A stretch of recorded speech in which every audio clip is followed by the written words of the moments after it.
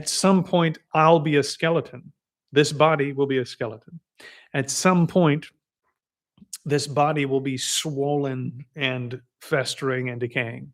At some point, uh, there's all these different ways that you contemplate what the body's going to look like when it starts to decay and fall apart.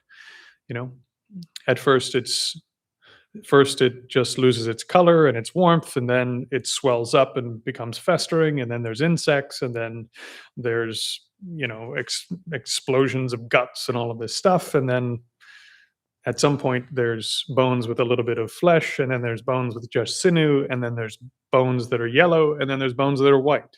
Right, so if you were just left out in the wilderness somewhere, your body would go through a series of stages, and yes, there's some give or take on what those stages are, but broadly speaking, the mindfulness of death described in the Pali Canon is not just to sit in a non-judgmental state of awareness about death. It is to become convinced that, fully convinced and aware from moment to moment, I will die. This body will decay.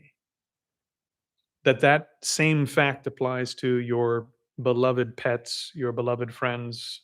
It applies to all sorts of things in another sort of way. It applies to your wealth. It applies to your good looks. It applies to the building that you happen to be sitting in. You know, this is a fairly nice room I am sitting in today, but in a few hundred years, who knows, right?